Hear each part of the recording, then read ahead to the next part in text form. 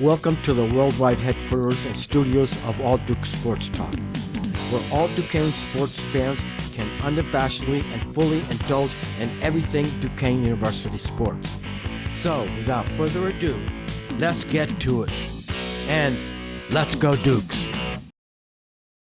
Hey, Dukes Nation, welcome back to All Dukes Sports Talk after a brief sabbatical for basically everyone attending Super Bowl parties. I'll take the blame on that one. My party kind of pushed in on some time we were going to use to record the podcast a week ago, but it's Sunday, February 16th, the night we're recording this, and we haven't had an episode in a couple of weeks.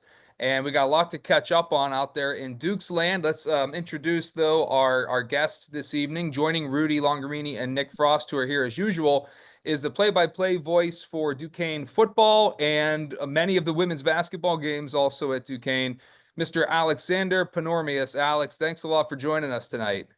Well, thanks for having me, guys. It's a pleasure, and I've watched many of your broadcasts, and it's a great thing, Bob. So I appreciate that.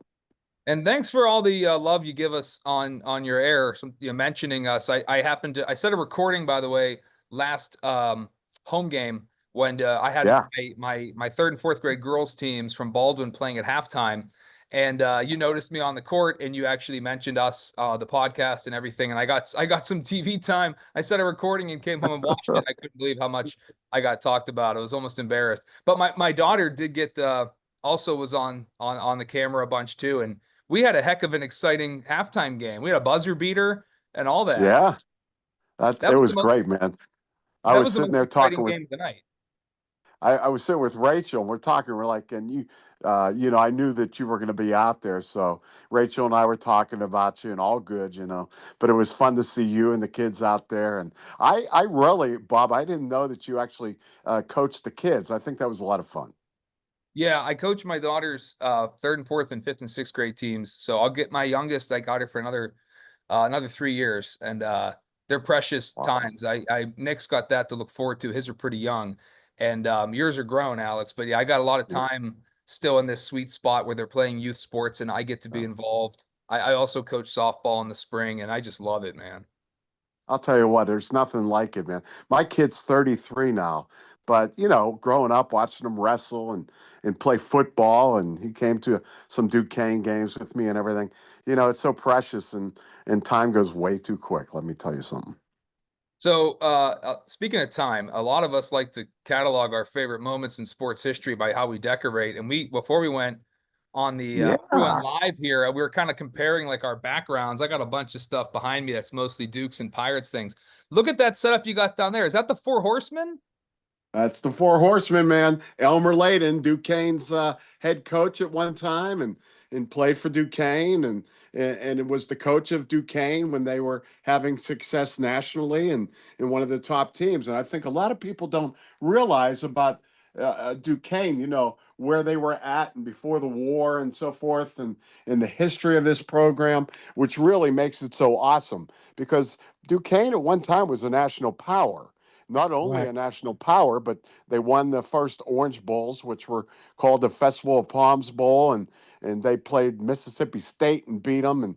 And there's just such a history of Duquesne football. Not only football, but from my time there, starting back around '95 when I beginning broadcasting, they were just before that a club team, and then they moved up to play in the MAC, and then the NEC, and it's just a whole history of things. So we'll talk about this later, but coming up later on this year when they play Pitt, to me that's like the Mecca in terms of broadcasting a football game. That's when I started broadcasting and we were doing games up in Siena or Albany, or wherever we went to, and sometimes the press boxes were not real great, but it's been a history, and 31 years later, I'm so proud to have been a part of it. Yeah, man. If you'll indulge me very quickly, because we know we'll get back to football at the end. But sure. You mentioned Elmer Layden in the Orange Bowl and all these old Dukes teams. So I've got some stuff on the wall here that recently purchased. These programs are from the 1941 season when the Dukes had an undefeated season and arguably won the national title that year. But that was Buff Dinelli was the coach then. And Right. Yeah. I know you Yeah. know your history, but yeah, Elmer Layden famously was the head coach of the Orange Bowl team, if memory serves, and he was one of Notre Dame's famous four horsemen. And yeah, the Yeah. history of football is very rich, and I know we share a passion for that. We'll get back to that for sure. Sure. Thanks Yeah. for joining us. Now, Alex, you've also been women's basketball voice for the longest time, and you're one of those.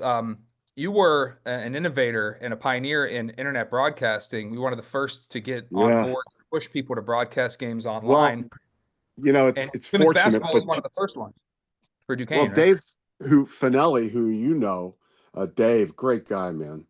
And what you've done, and Zach and all those guys writing these books on history is just amazing. It's you look back at the last book that I purchased is the history of the of what Duquesne basketball did last year is phenomenal, and you guys really do a great job, and I'm just proud to be a part. I know that Dave's putting out a book coming up next month, I believe, on broadcasting and people in Pittsburgh that broadcast. And he talked about some of that, about, how I went out and got things on the internet before anybody else. And it was a privilege because, I hired a guy named Don Rebel.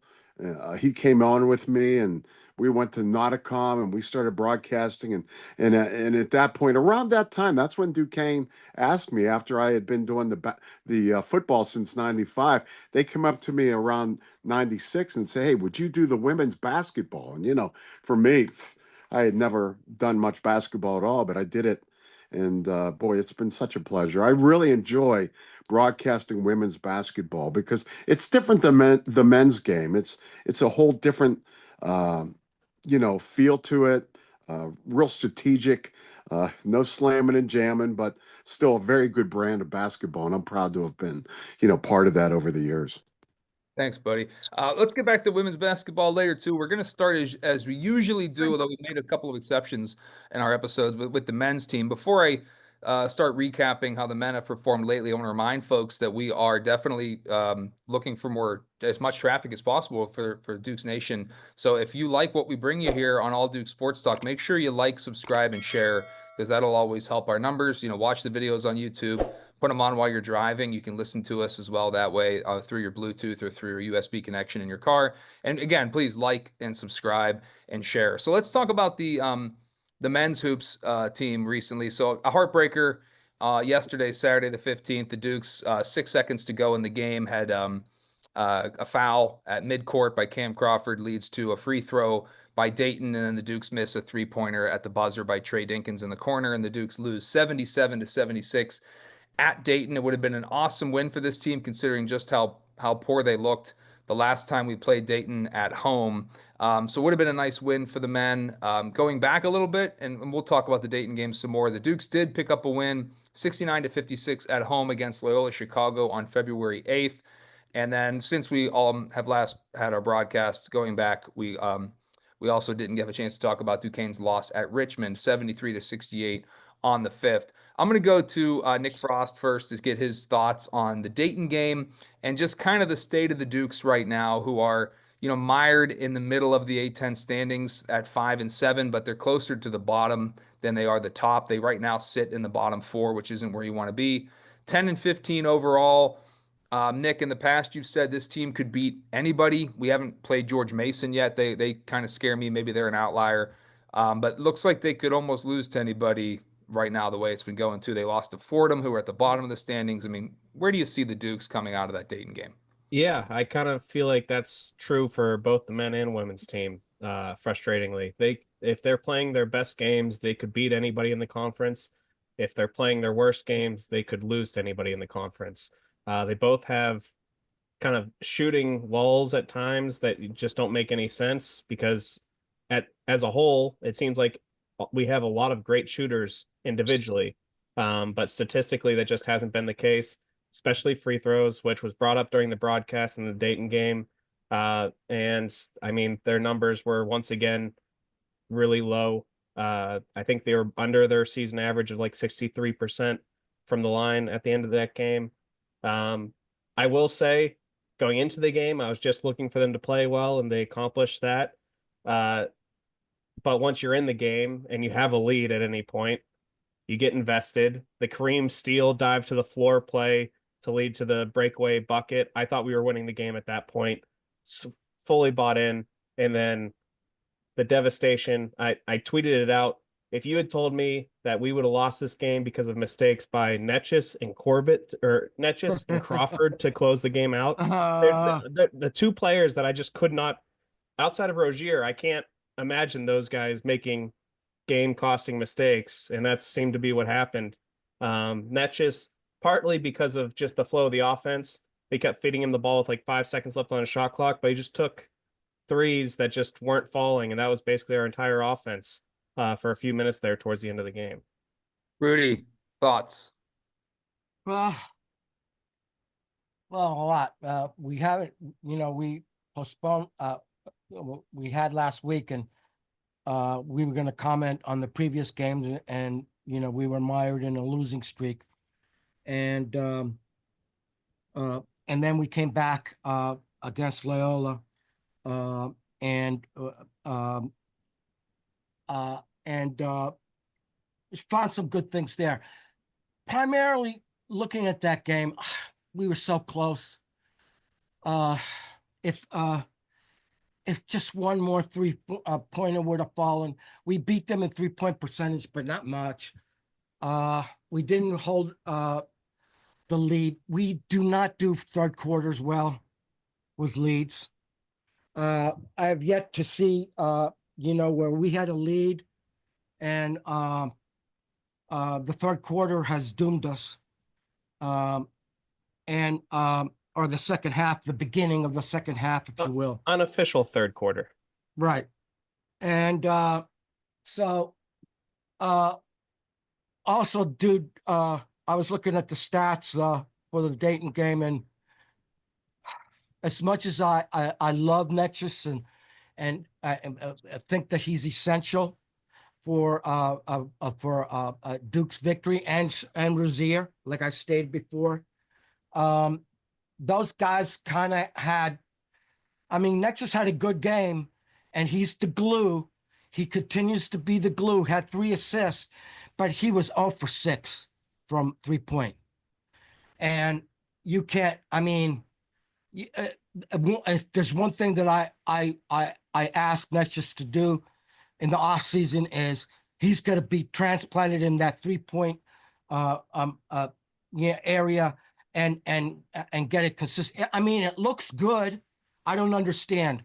And he's got the mechanics down.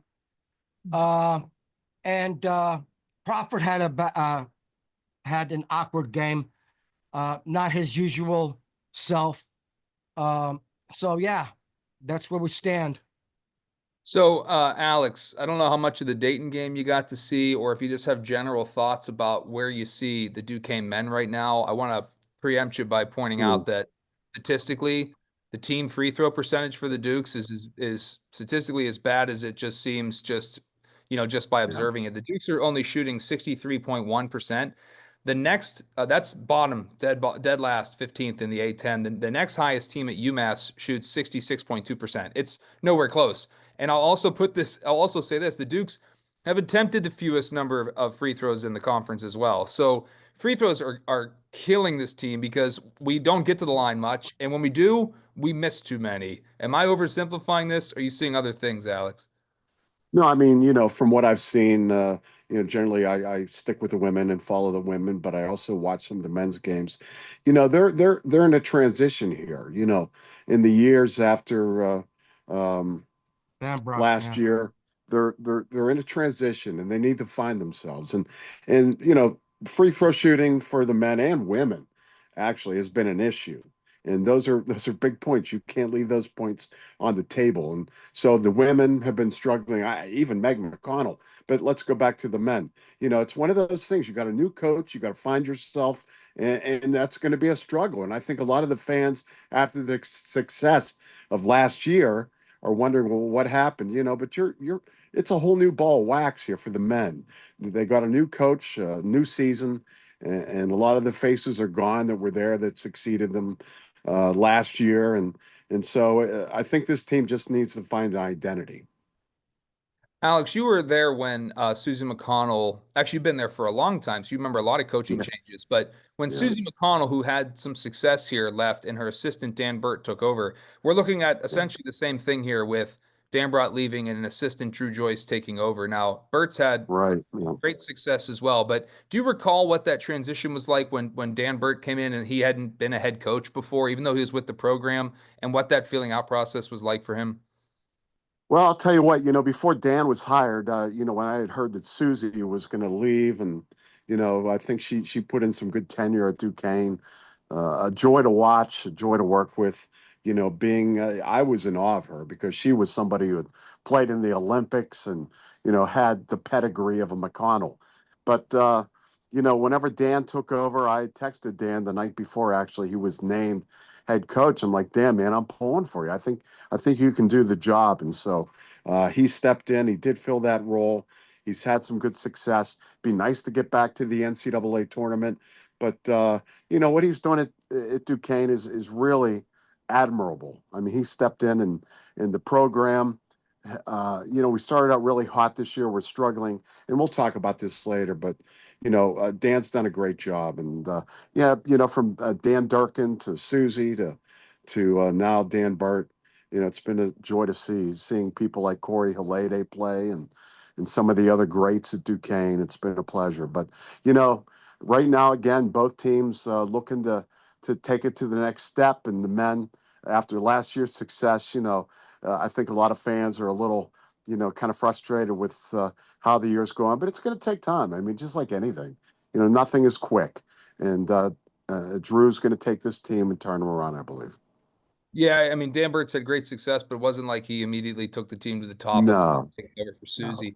So, Nick, are you seeing things that maybe out of Drew Joyce closing games that I think we've hinted at this before in prior episodes that they're just not handling leads and being able to close games the way that they did under Dambrot? Is that personnel, or do you think that has something to do with Coach Joyce just being new to final decision making out there? I think it's a little of both. It does seem like they've drawn up some decent plays at the end of halves to get offensive looks. Defensively, it doesn't seem like we defend the ball well at end of games. But Good work on the cough button there. yeah, Wow, man, that was fast. I couldn't tell I didn't unless I saw him. I didn't even hear it. well, there you go. That's the goal.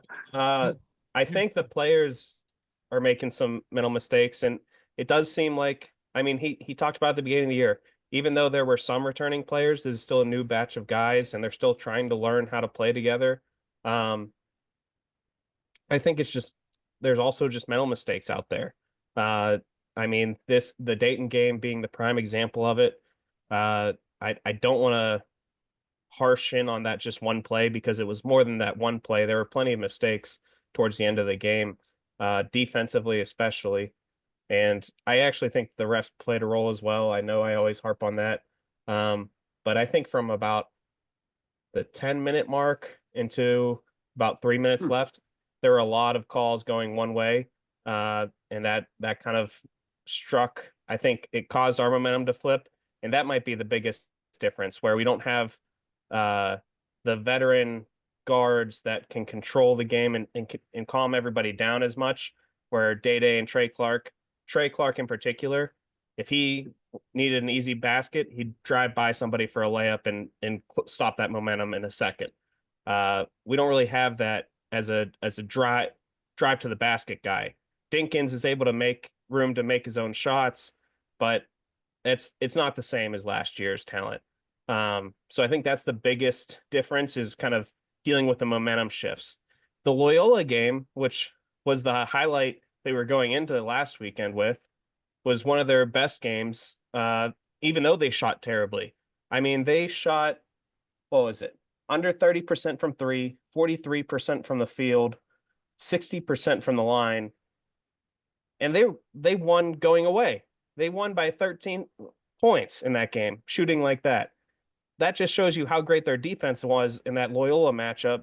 The Dayton game, I mean, they started off well, but it was mostly offense that drove our success in this one. The defense, I think, is going to be the key if they are going to win a lot of games. As Dave Finoli said, they need to drag them down into the mud.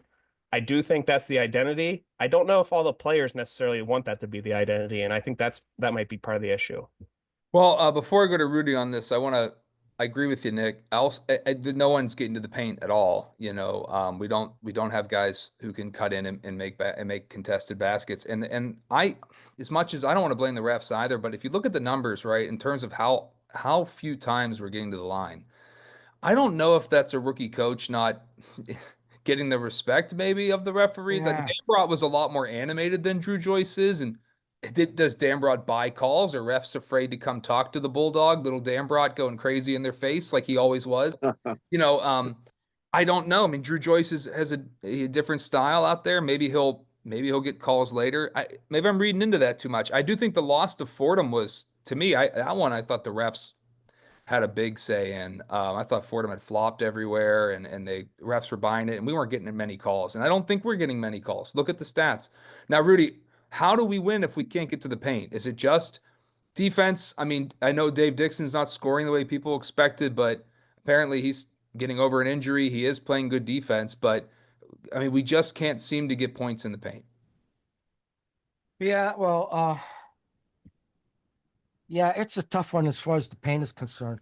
Overall, I think you have to look at what was mentioned in the Dayton game several times by the announcers in that Duquesne has the deepest bench in the conference. Mm. Okay. Yeah, we do. We do. And like I said last week, this is going to have to be what you call it from the ground up, everybody on the oars. There is no Batman. There is no Superman coming to save us. Okay. And it is our depth that's going to get us out of it. And the only thing that I could say is that it's taking more time than I anticipated, okay, for him to find the proper chemistry. And when you have so many pieces that you have to select from, it's tough. It's like I said, there's no Superman, there's no Batman coming in the form of Day or Clark, and no competitive that we got from the Twins last year. Okay, those guys were monsters. They were relentless. Okay, as far as defense was concerned, they were a key cognate last year, and we missed that. So it's going to have to be by bootstraps, and it's going to be everybody in that locker room. We play 8 starters is what we got. And so that's how I see us getting out of it. Well, maybe it's a case of, if you have 8 starters, you don't really have a starting 5, like we don't, right. We don't have. It's like if you have 2 quarterbacks, right, you don't have a quarterback. Have one. I mean, we don't have Day or Jimmy, right, to rescue us. There's not huge explosive star power offense, but it's going to have to be defense, like Nick was talking about. I do want to point out Bronski did have 18 points, 16 points rather, in just 18 minutes. He was 4 for 5 from 3. He only played the 18 even as a starter, but it was a career high in points for Ronsky. I do think there's a lot of leadership on the team, so I'm not going to count them out for the season. No. I'm not counting them out. Don't get me wrong. That's what I'm telling you.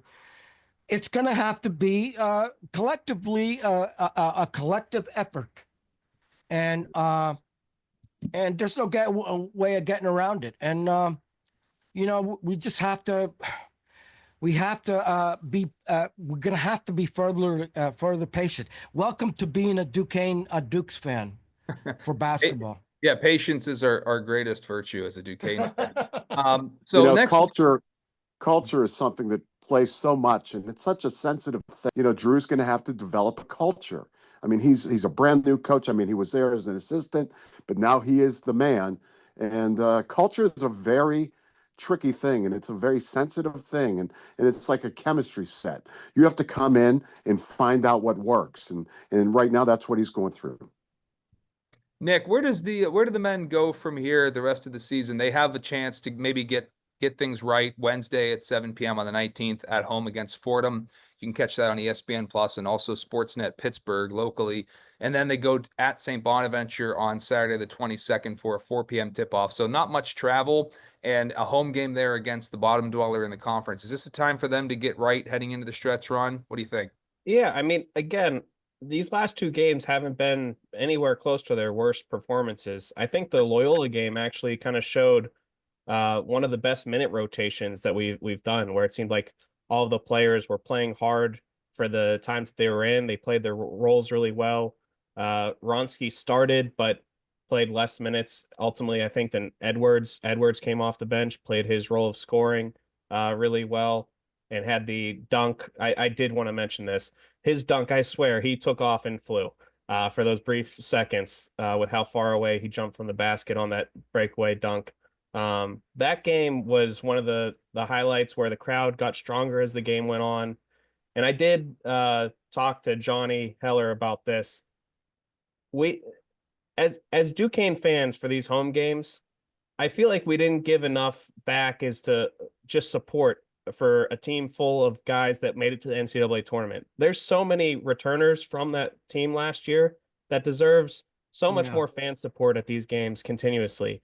I understand that the results haven't been there this season, but I mean, this is the first time in 55 years they won an NCAA tournament game, and we still have a lot of the core still here. So that's one thing I did want to say shout out about this team is when they are playing at home this week, these two games against teams that they should beat, we should be packing out the gym a little better than we have been. So Wednesday against Fordham is the chance for you Dukes fans to show up, especially you students. I totally agree. You know, it's so wild, guys. I know later I want to talk about the acrobatics and tumbling team again. We mentioned them once earlier. They had their debut meet for the start of their program a couple Fridays ago. It was on February 7th, and they competed against a team from Erie, Gannon, and they beat them by a late performance, and it was a tight thing. But it was actually an electric atmosphere, and the crowd at the acrobatics and tumbling meet, maybe it's a one-off because it was their first ever meet, but it was at the Cooper Fieldhouse. It was the loudest I had heard the arena all year. And I'm happy for acrobatics and tumbling. They were on the front page of the student paper, not sports, but the front. It was a really fun atmosphere. I'm happy as a clam for acrobatics and tumbling. But for that to have been the loudest that arena was all year, and I agree because I was there. I brought my girls and we loved it. The men's basketball team, like Nick said, had just won an NCAA tournament game for the first time in a long, long time. And most of the guys came back and they have great leadership and their efforts there and they care. I'm disappointed in the student body, especially not showing up for these games and being louder for sure. But I'll put acrobatics and tumbling aside for a minute, and I want to talk about a subject, guys, that pertains to both men's and women's hoops. This is news that recently came out from the Department of Education. I'm reading from an ESPN.com article from February 12th. Title IX will no longer apply to name, image, and likeness deals. The U.S. Department of Education ruled via a statement that came out on Wednesday. That rescinds the Biden administration's guidance on Title IX that schools had to equitably distribute direct payments to male and female athletes. So again, the Department of Ed is not going to consider NIL deals as part of the overall equal funding that should be available to men's and women's sports. And this this comes a week after the president had spoke against and ruled, made executive order banning transgender women from competing on women's and girls teams. So a lot of things happening with women's sports, regardless of where you stand on transgender athletes. There are no trans athletes I'm aware of currently competing at Duquesne, but we have lots and lots of women's sports.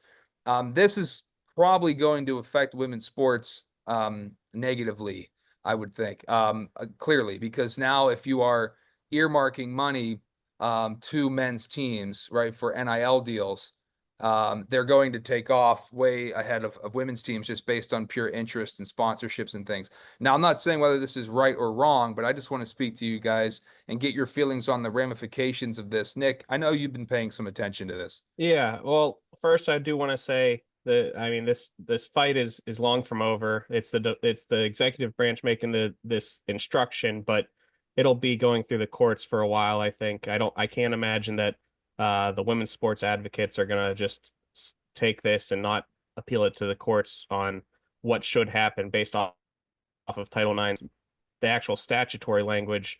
If you're having schools control the funds, this earmark kind of dilutes the entire point of Title IX, aside from scholarships. So that's going to be a big fight there. It is going to be good news, I think, for the football programs as a whole, which we kind of talked about in previous podcasts, where, I mean, the future of football at the bigger schools, with the NIL funds, were going to be in jeopardy if they brought them in-house until this instruction was given.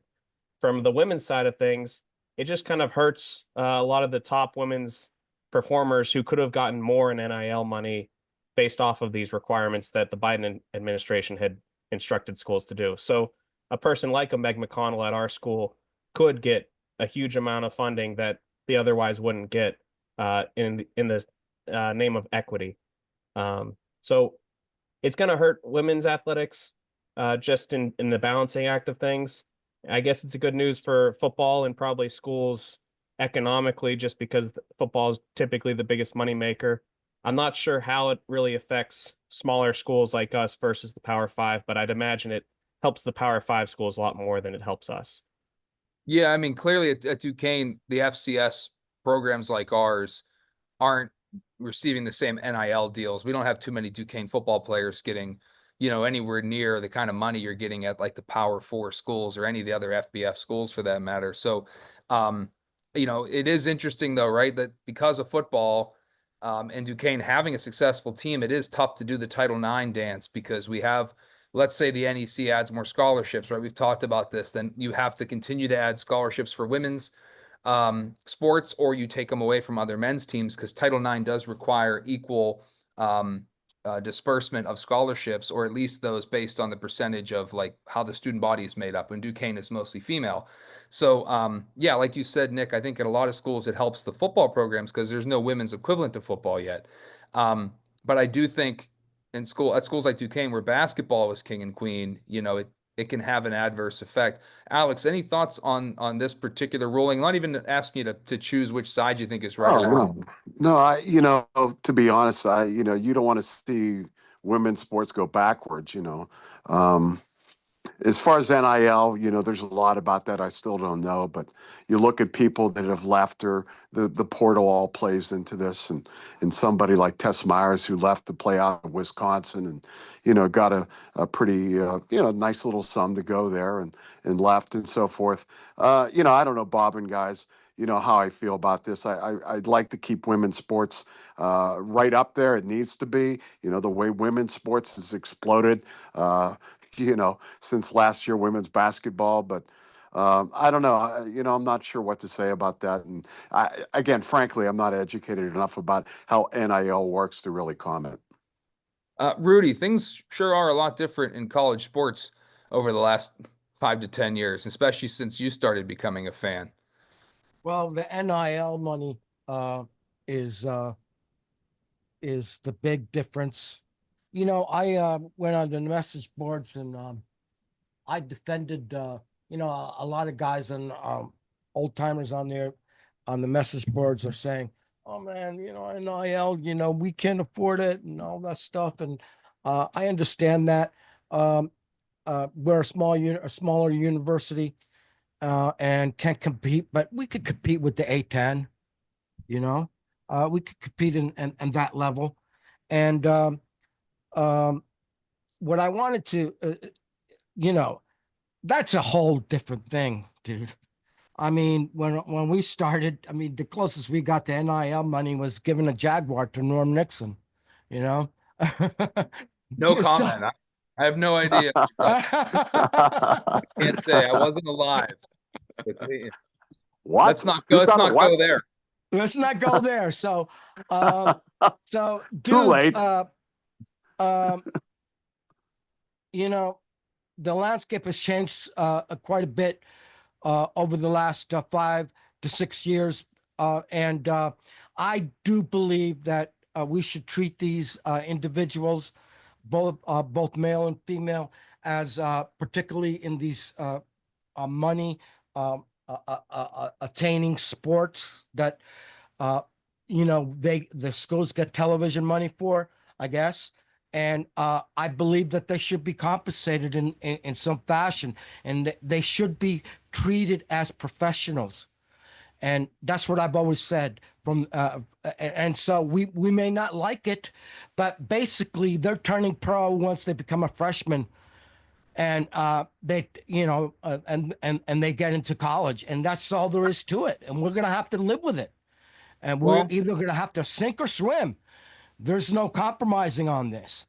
well, And sorry, yeah, Ref. I would say, frankly, it's not a bad solution in terms of simplifying this, right? Because if you consider them employees, then they would be subject to Title IX in terms of how much money would go to the men's teams and the women's teams. It would have to be equal to stay in compliance. As long as Title IX is a law and it's on the books, right? Then the education amendments of 1972, I believe is what it was, then that says that you, based on on gender and race and a whole bunch of other things, you cannot discriminate. And if you want to receive any federal financial assistance, you have to comply. And sports isn't mentioned anywhere in there, but obviously no institution would say we don't want any kind of federal financial assistance. So to be in compliance with Title IX, you have to treat the men's and the women's sports equally.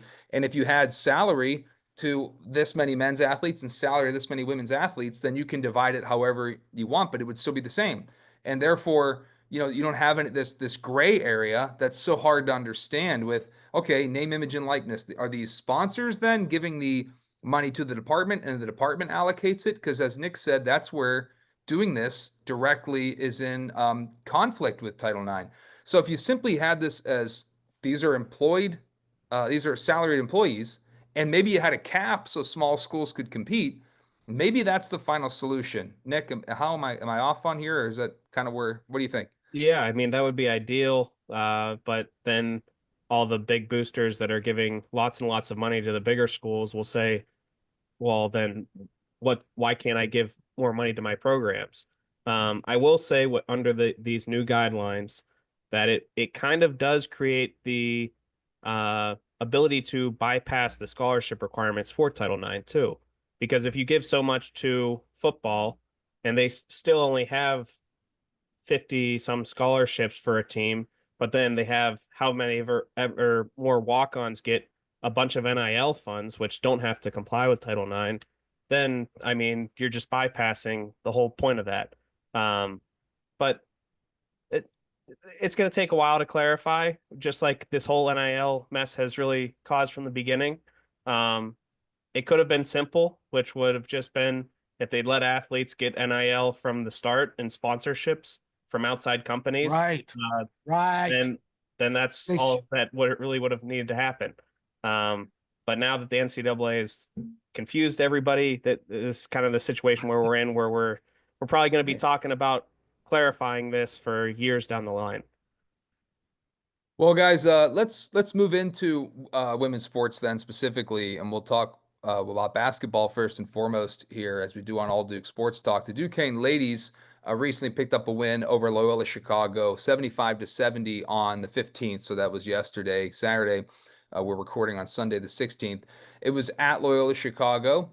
Before that, the Dukes had lost handily at home, 72-52. This is why I hinted at my girls' halftime game was more exciting with a buzzer beater. But that was the Dukes, and they lost by 20, Yeah. Alex. But Yeah. the game was actually worse than that. That was the ugliest performance I've seen by a Duquesne women's team in a long time. I think they put up 17 points by halftime, and that was it.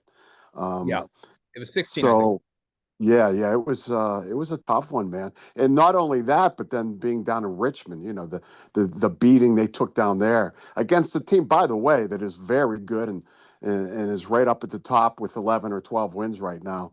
But yeah, they took a beating, man. It was not pretty. And the way the Duke started out, the beginning of the year, you're like, oh man, these guys are world beaters. They're gonna tear up, and as long as they continue to play. But inconsistency has been a big part of the issue with this women's team, and as good as Meg is playing, and Journey Kiyaku is playing, they can't right now, at least right now. It's hard to get them all on the same page, and it's really hurting them. So the win yesterday was great. They got a few other games. They got St. Bonaventure coming up and a few others. Timing is everything, and right now, to get hot is what they need because the A10 tournament will be there, and this team has the talent to compete and do really well. But man, the last few games outside of Loyola yesterday have been a disappointment. Yeah, the Loyola game, the win by 5 was, that game was not that close because Loyola Oh, Chicago basically doubled us up in the fourth quarter when it was in garbage time. But yeah, that right. game against UMass was terrible, and then the game against Richmond, that actually was home. I don't think you were on the mic because it was a national TV game, Alec. Yeah, yeah, That for was at sure. in Pittsburgh, and I was at that game too because it was National Girls and Women in Sports Day, and I had a blast Right. with my girls beforehand, learning about volleyball and everything else. But that game was awful. I mean, the Richmond game and the UMass game. I'll go to Nick on this. Now, again watching these firsthand. Um, the 3-point shooting was putrid. It wasn't even close. I mean, the thing is, when they were missing terribly. They were Uh, airballing. They were hitting the corner. The shots weren't anywhere close. I don't know if that's because we lack length. I mean, Richmond is huge. I was incredibly impressed with uh, Richmond. Richmond had a head on us at every position. yeah. Richmond You had know what? girls 1, 6, 2, 4 or 5 deep on the bench. They're amazing, Richmond. They Real quick, I just want to throw this in there. We were shooting outside so much, so many of the threes. We were shooting outside that perimeter. And what hurt us is we couldn't do much in the paint. And that's unusual because normally, we can dominate the paint, but in that game per se, the paint play was not great. We shot too many from the outside and we just weren't connecting. Yeah. Nick, thoughts on the ladies? Yeah, so Coach Burt put it best after the UMass game in particular. He said, we've played the 6 worst quarters of basketball since I've been at Duquesne, between the UMass and Richmond. He wasn't wrong. Richmond is a very talented team. They were deserving A10 champs last year. They're probably on the path to do that again this year. I would like to see how we do when we're playing our A game against them. I think after seeing them play, we'd probably have to play our A game, and Richmond would probably have to play less than their A game to actually upset them. And they are a lengthy team, but we should still be able to drive to the basket with our speed. If we're able to space them out and play a consistent press, which I think is part of the consistency issues that Alex brought up, is they haven't pressed consistently during conference play. In non-con, they did that really well, and that's what caused so many turnovers and caused us to speed up the tempo so much in those games and caused the exciting high-scoring games. We haven't really been able to do that consistently in conference play. Richmond in particular ate us alive to the point where I guess it didn't really matter as much. UMass, not as talented as Richmond, played even worse to have that sort of result against them. From a 3-point shooting, I mean, Keandra Brown, who's usually a very good 3-point shooter, was missing by a lot with her shots. And she came back on against Loyola and started hitting. So that's encouraging. I said way back earlier on in the podcast season that we need Gabby and Keandra to play well. If both of them play poorly, we're not going to win many games. That's shown true. We've added some players to give some minutes at the 4 with Raina Green, who has been playing pretty well. I actually thought she played decently against Richmond. One of the rare players that did show a good effort in that game. But even the Loyola win, I understand that the fourth quarter was considered garbage time, but with how we were playing, we had our starters in. We weren't completely giving up garbage time. Loyola was just making a run.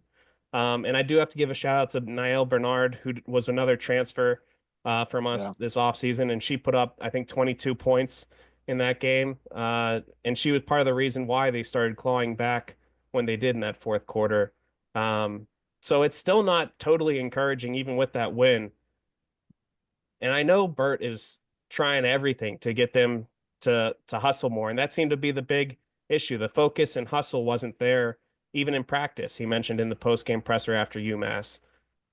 I That mean, that defense they play is just it's stifling, and it's got to wear this team out. I mean, you are going all out, and that's what Dan has changed about this year. The defense is just stifling. But after a while, after a long season of just battling with the press, it's going to be hard, man, to maintain.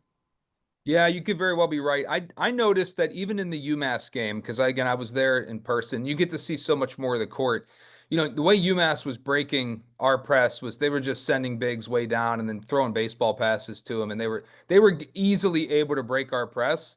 And Yeah, if we can't get turnovers, in the backcourt or force 10-second violations or force rushed offense, then we're just not going to compete against teams that are so much bigger than we are. When they get into a half court set against yeah. us, they're going to beat You us. know, do you know what happened? You know what really is helped us out at the beginning of the year was Meg McConnell was a steal master. I mean, she was just phenomenal. I want to say she had 4 steals at least a game, and that's kind of gone down a little bit. But Meg's play really made all the difference in the world early on. Although lately, I guess last game, the game, ironically, right against, oh, which one was it? Recently, she had 8 steals in a game, and we lost Yeah, anyway. yeah, You know, yeah. but yeah, she can't be the only one doing it either. And No, that's you're the right. thing. You're right. You're Meg's right. gonna give you 15 points, 8 rebounds, 5 steals, and 8 assists every game. You know what I mean? It's just she's a Yeah, stat filler every game. And she speaking of Meg, is. just FYI, if you guys didn't notice, she's moved on to the semifinals for that Becky Hammond Award, That's which awesome. is Mid-Major Player of the Year, and she also very deservedly is a finalist for, or she's on the watch list, excuse me, for the Ann Myers Drysdale Award, which is the National Defensive Player of the Year, as awarded by the U.S. Basketball Writers Association. So it's nothing that this isn't Meg McConnell's fault for sure. The way the team's been, No, she seems to, not only does she give effort, but she consistently fills the stat sheet. I think Nick's on the right path when he mentions our bigs not having great game with Gabby and Keandra when they're not on. And Keandra's right. shooting was terrible for a couple games there. And frankly, so was Blackford, who had gotten pretty cold. Yeah, yeah. If we get that cold on shooting, like I don't think we're big enough across the board depth wise to beat anyone. Not anyone Well, who's the one thing is this team has been when everybody's playing decent, but if you have to rely on 1 or 2 players to win a game, that's when you're going to run into issues. And lately, you can't, we're just not in the cycle of everybody hitting. It's like, okay, Gabby has a good game, or Meg has a good game, or whatever. You get everybody in rhythm, we're going to be a tough team to beat. But right now, this at least this part in the season, we can't get everybody on the same page for some reason. Rudy, any thoughts on the ladies before I go to Nick to finish it out? Well, I like the fact that they rebounded quite a bit, and I saw Loyola came back and scored 44 or 41 or something in the fourth. So yeah, Nick hit on that. Um, dude, you know, another familiar theme is the free throws. Yeah. McConnell was up there, not hitting them particularly well either. So, I don't know if it's we got a free throw plague or disease on the bluff or what, man. But let's get it together. And maybe you should drag your little high school, the grade school team with your daughter over to the practices and to show them how to do it, dude. Geez. need to hire Day Grant back as a consultant.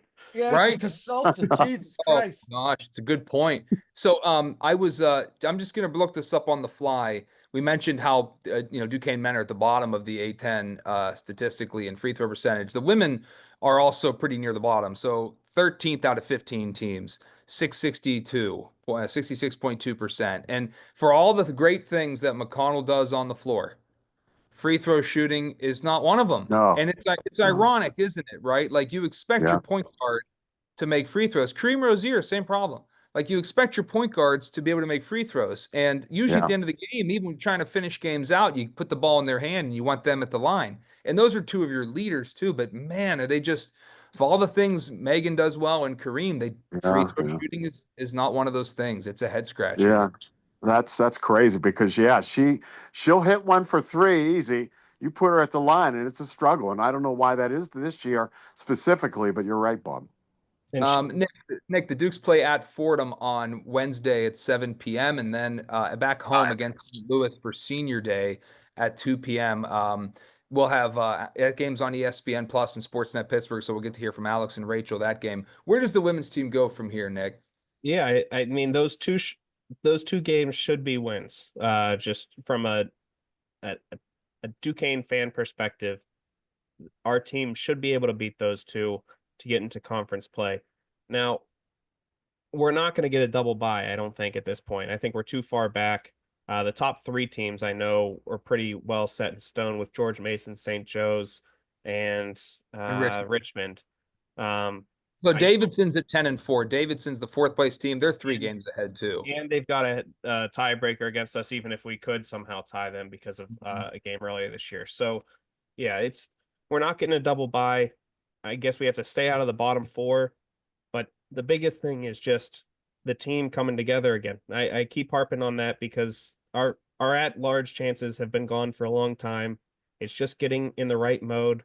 Hopefully all the players will be healthy and energized for us to be able to press hard for 4 straight days of A10 conference tournament basketball. I don't know if Coach Burr's going to bring the Viking hats back or he's going to find something else to rival the burn the ships motto from last year, but that's what the team's going to need going into the tournament. I did want to give a quick now I'm at a loss. Oh, Meg McConnell famously lost to Joe Starkey even in a free throw shooting competition with 93.7 The Fan as part of the promo tour earlier this year too as well. So that's another sign that Wait a minute. Did she really lose that? Yeah, that's the only thing she lost to Joe was free throw shooting. Oh, no. Beat him. I don't know if they played one-on-one, but she lost in free throws against What? Joe. Did they use a ladies' ball for him and her? I don't know if he had a men's ball and she had a ladies' ball, but I know she was not using a men's ball. It was it is what it is. But you know, we got to just get she should run up to the line, stop and shoot a jump shot. I just, you know, it sounds crazy. easy, but yeah, it's frustrating, isn't it? Go ahead, Nick. I'm sorry. Yeah, one more thing. There was the Naismith Women's Defensive Player of the Year watch list. She's also on. Oh, thank you. There's only 15 names on that list. Meg is the only non-Power 5 member on that list. So just to kind of put it even more into perspective as to how her defense just really shines nationally.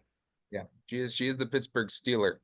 Okay, Yes. so let's go to football, and we don't have a ton of football news this time of year. Alex, of course, had mentioned something that we had been over before on this podcast, and that is the Pitt Duquesne game. It's hard to imagine, isn't it, Alex, that all the years that you've been calling games, you used to call games when I was a player, and we used to back then it was Alex Panormios and Chris Kaharski, and after Chris left, I ended up coming into work with you, and I did games for a couple years there. And I'm such a fan of the history of that program, and it's amazing to me that we're going to play, and it's just at Pitt playing us is not a big deal, of course, for them. It's actually they're throwing us a bone, but for us, considering this was a Division III program, not in my lifetime, then up to FCS, and then now playing at Acrisure Stadium. I mean, it's really cool, right, Alex? I mean, these got to be up there on the list of great memories you're going to have over the years of covering Dukes football. Yeah, I think that this is it's going to be an emotional game for me. My eyesight isn't really good these days, and not sure how long I can continue. I'm going to try to continue because I love it, but being up in that Acrisure press box is going to be tough. But yes, going back to the days when I would broadcast from Siena and we'd be in a football field and I'd have to run radio wire or, telephone wire across the field into the stands to broadcast. Those were the days when, you'd show up and there'd be a handful of people and this program has grown leaps and bounds, over the years, and I'm just proud to have been a part of it. And Bob, to you, eternally thankful for when you helped me out when I was in, really bad shape. And I want to thank you for that publicly. And it was an emotional time. And Bob, you were a great guy to step in and help out. But yeah, it's going to be such a great game for the city, not just for Duquesne, but for Pitt too. And reminding me of, going back to 1939, that last game. And we played at Florida State, we played at West Virginia, Coastal Carolina, South Dakota State. But this game's going to be special. Yeah. It's thanks, Alex. A lot of people don't realize that my first time ever being on the air was when you gave me that chance. Yeah. KFB 770 AM back then. Yeah. Then eventually the games were on Fox Sports 970, or ESPN 970, which has become Fox Sports. But yeah, Right, you gave me a good opportunity there, man. And I started doing sideline reporting for you. And that ended up being a big deal for me. And now to this day, like a part-time media member, full-time teacher. And Well, it's I fun. tried to get you. I tried, Bob, to get you to come on with me this year. I know that Tim Benz is doing the games with me and Josh Taylor, but I always thought you'd be a great color guy. As we did. I remember the first game you and I did, it was going up to, I believe, Bucknell. We were And you and I Bucknell. did a game. Yep. I remember that trip up very specifically and Yeah. about how you stepped in and, it meant a lot to me. But anyway, this team's grown up and hey, listen, are we going to beat Pitt? I don't know. But Pitt struggled last year at the end. They lost to Toledo. We played Toledo. They lost in a bowl game. I sure as hell we give them all we can give them. Yep. Yeah, that's pretty cool. Who knows? I mean, I hope it's not a blowout, but I'll have a great time at the tailgate. I'll see you there. We're going to get a bunch Yep. of alumni together, and we'll have For another sure. great memory. Any predictions, Alex, for the 2025 season? Any thoughts as to the NEC, where they rank right now, or quarterback play coming up? Well, I took a look at all the recruits we have coming in, and I'm going to have to talk to Coach Rosato about quarterback. I mean, you lose Darius Parentes, and that guy was the foundation for a number of years. So, key. We've lost some great linemen too, Bob. As you know, I always say that success of a team is going to be through the offensive line, and I truly believe that. If you have a great offensive line, as you were a part of at Duquesne, you can control the game. And you'll wear down the other team. And that's always been part of Duquesne's success. Offensive line is huge. And I will never take that for granted playing offensive line at North Hills. And I know, Bob, you here at Duquesne and everything. It's got to be the quarterback, offensive line, and defense is always good at Duquesne. But we got a lot of holes to fill, man. A lot of great kids graduated. And that's going to be the question, how are these kids going to do? I'm looking forward to the spring game this year. Yeah, it's funny how the transfer portal, it can be your enemy, but for an FCS football program like Duquesne's, it's turned out to be very friendly, and so we'll see. Well, we're losing Patterson this year, which, Patterson was a beast as a defensive lineman, and Rightly he are. left the portal. And that saddens me because he's the first player I always saw do a wrestling move on the football field last year. He picked up a player, I think maybe it was up in what he just body slammed. I'm like, good grief, what a beast. But he's gone this year, which kind of, makes me a little sad. Yeah, you said it about the offensive line. I mean, we saw the Philadelphia Eagles. That's why I asked, I don't know about you guys who you thought was going to win the Super Bowl, but I had the Eagles based on the fact that they're just bullies up front. The Yeah. offensive line of the Eagles, and that was what won the game. Rudy, who'd you have winning that Super Bowl? Well, man, like I said, I live like 70 miles north of Philly. So, You're an yeah, of Eagles course I fan. had the Philadelphia Eagles, but yeah, I agree with you. They just I believe that though what's his name didn't go nuts, the running back didn't go nuts for Barkley. Philadelphia. Yeah. They controlled that game by they couldn't stop Hurts, bottom line, and they couldn't stop that offensive line so from getting to him. So and I also thought that Kansas City, I hate to say this, And I know a lot of people are going to say, roll their eyes, but I thought that they were overrated all year. I thought that they skated by a number of times where they should have lost the game. Not lost the game, but they lose more than they had. And so, yeah, that's I was with Philly all the way. I mean, they're very well coached, you know, to win that many one-score games. But yeah, they definitely, you know, I think they had an inflated record. And yeah, Philly was super impressive. Nick, who'd you have winning that game? Yeah, so I was rooting for the Eagles with a lot of friends being Eagles fans, but I thought the Chiefs were gonna pull it out. They always seem to.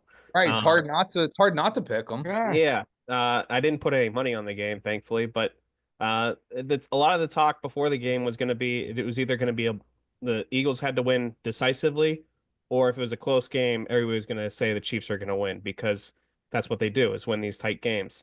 And I thought early on in the season that the Chiefs might not be as good as everybody thought they were going to be, but then when they blew out us and then carried through the AFC playoffs like nothing. I just thought, okay, they were coasting, and now they're back to being the big bad Chiefs. Thankfully, the Eagles saved the day, and there's no three-peat winner. So the Steelers still are right up there when it comes to dynasty talks. Hey guys, who did you want to win the game? I think for me, different reasons. Oh, I'm a Steeler fan, and so you don't want to see Philly win a Super Bowl, but at the same point, I don't want to see a three-peat.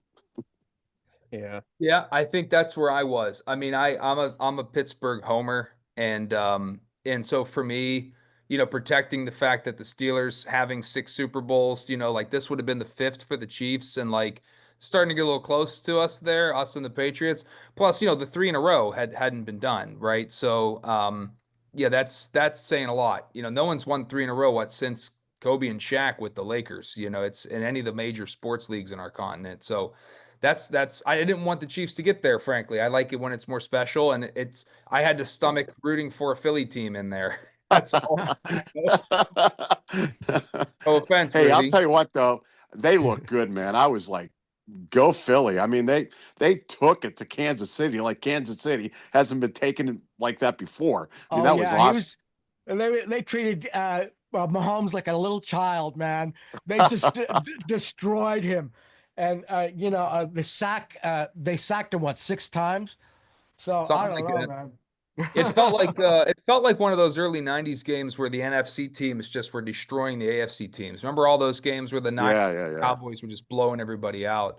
Right. I mentioned acrobatics and tumbling earlier, so I don't need to get into how that first ever meet was, but kudos to those guys. That was pretty cool. That the team they beat was ranked number 3rd in the country for the organization that is basically the dominant. I think it's the NCATA, which is more or less like the National Collegiate Acrobatics and Tumbling Association. So that was really cool for them to pull off a win against a program that had been around longer than them, right? It's a brand new program, Duquesne's acrobatics and tumbling team, and Gannon was ranked 3rd in the country. So for what it's worth, to pull out that win by just a couple of points was pretty cool.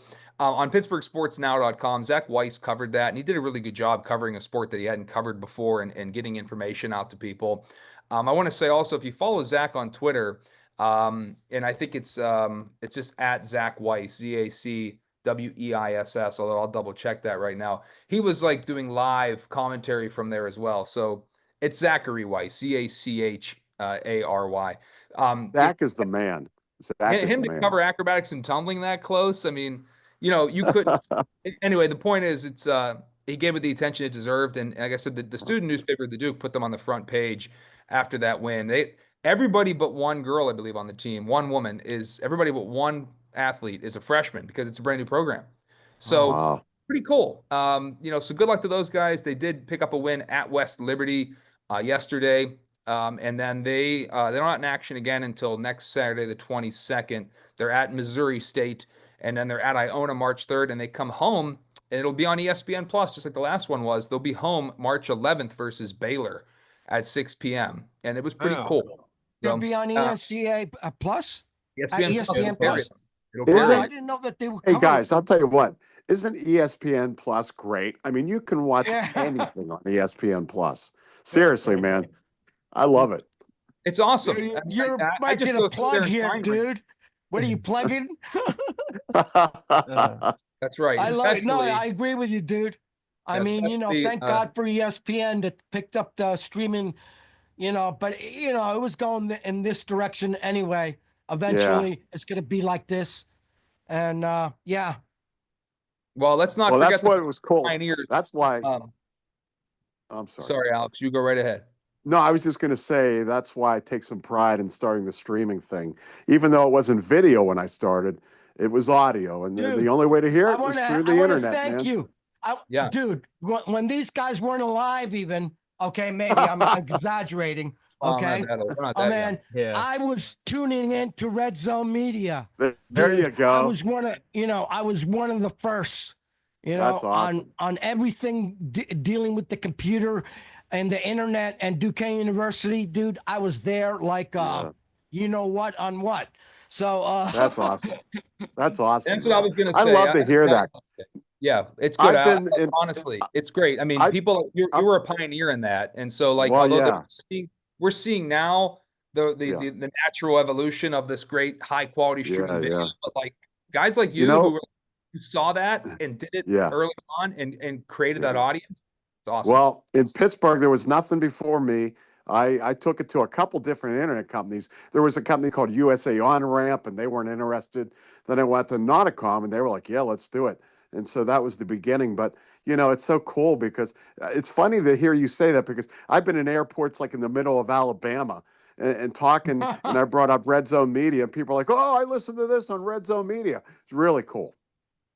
Well, I hope one day you get the Alex Panormios day you deserve, not just for your time working at Duquesne, but the innovations and that you I brought. think I will.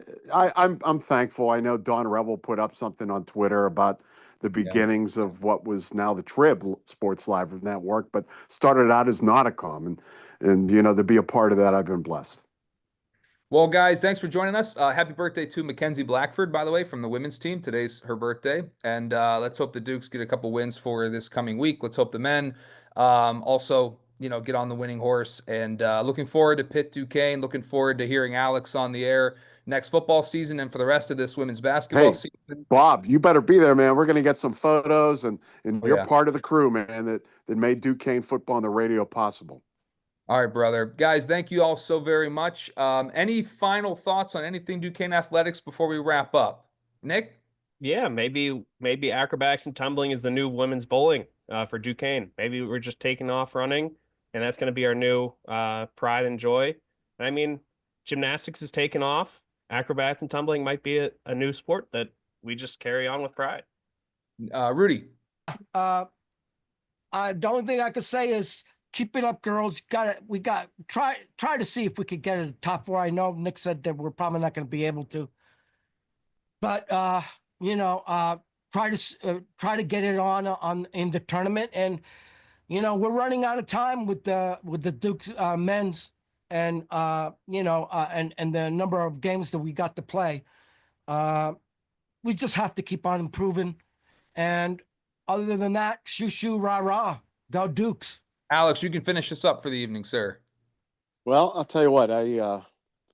First off, thanks for having me on, guys. It's been a pleasure. I've been watching all of the podcasts, and I consider it an honor to be here. But boy, I can't wait till next football season, man, guys. That opener, nothing can be like it. Nothing be like it. This city already, and by the way, guys, I think a lot of the tickets are actually already sold out. I went online just to buy myself a ticket. I have one of the tickets I sold you, Bob, the last ticket from the time they played. So I bought a new ticket. The only bummer is it's an electronic transfer, so I can't have an actual ticket to put in a frame with the old ticket. But looking forward to it. Looking forward to seeing you there, Bob, and all the other guys. And thanks to everybody on the podcast for letting me join in tonight. Shoo shoo, rah rah. We'll see you at the coop, everybody. Go Dukes.